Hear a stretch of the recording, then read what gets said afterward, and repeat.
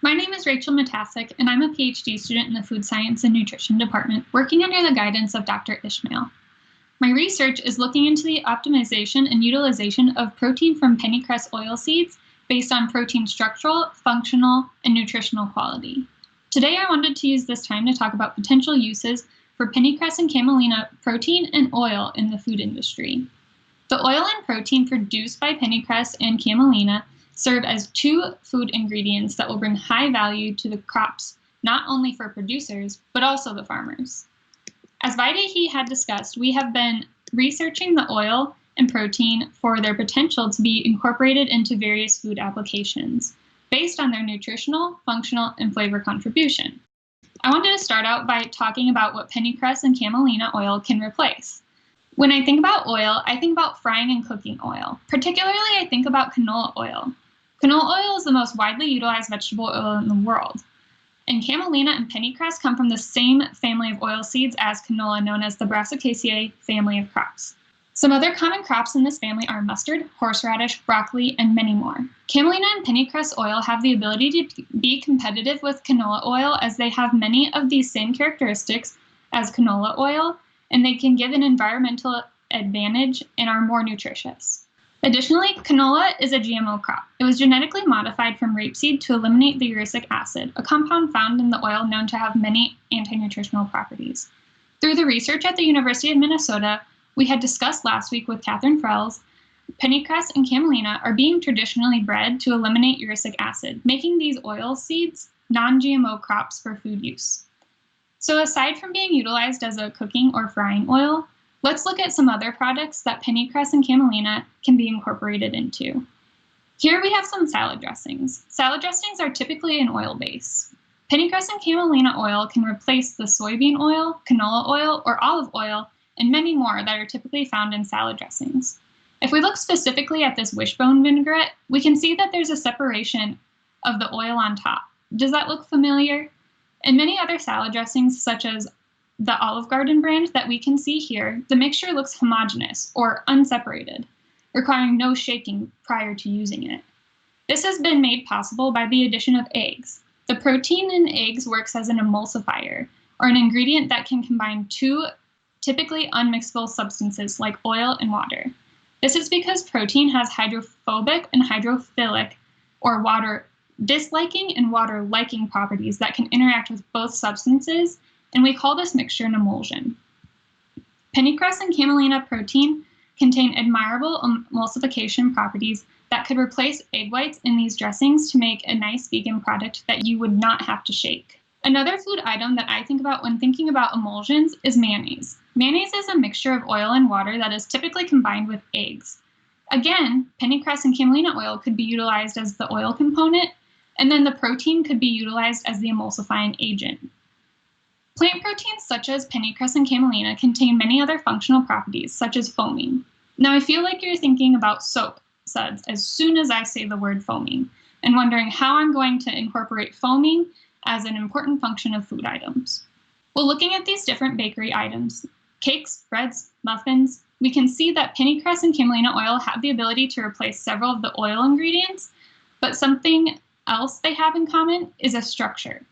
Protein foaming capacity and stability is important to create the desirable structure and texture of these bakery items. Speaking of texture and structure, pennycress and camelina protein contains water-holding and gelling properties that can be important for many food applications, such as meat. Many times in meat products, protein ingredients such as whey protein are added to give gelation and water-holding properties to the products so that you can have a nice texture in your bite and it remains juicy throughout cooking. Pennycress and camelina protein could easily be incorporated into various meat products. At this point, you're probably thinking about the trending plant proteins that have been replacing even the meat to create meat analogs that mimic the meat-like texture, taste, and mouthfeel, such as the Beyond Burger and many other products that you can see here. These products are produced by applying heat, pressure, and moisture to the protein and inducing protein-protein interactions that can create fibrous, meat-like textures. Changes in the heat, pressure, and moisture can heavily influence protein structure and functional properties of protein, such as gelation or water-holding capacity, to help mimic the meat-like quality desired in these meat analogs. When thinking about protein replacements, I've been seeing a huge increase in products at the grocery store that are marketed as high in protein or excellent source of protein. This is because consumers are increasing the demand for products with protein in them as the number of vegan, vegetarian, or flexitarian consumers are growing as well. There are also new trends such as meatless Mondays, in which regular meat consumers are opting to have meatless days. However, with the growth in these trends and diet habits, consumers are worried about maintaining a healthy diet and getting all of their protein in on days that they may not be eating meat or aren't eating meat at all. Beverages are continuously growing in popularity in the high protein market space. This naked smoothie is an excellent example of these products targeted at an excellent source of protein. It has a whopping 30 grams of protein. Many protein products that make claims have to follow the FDA's guidelines on how much protein must be in their product. In the naked smoothie, they utilize a mixture of protein ingredients, soy protein and whey protein, to reach that whopping 30 grams of protein. In beverage applications as such, we need the protein to be highly soluble so that your product doesn't look separated, unappealing, and need vigorous shaking before every single sip. Therefore, we have been researching ways to improve camelina and pennycress solubility through the isolation process or the modification techniques that Vaidehi had talked about earlier. In order to do that, we'll need to investigate these ways in order to make it competitive to whey or soy protein in various protein beverage applications and widen the market span for them.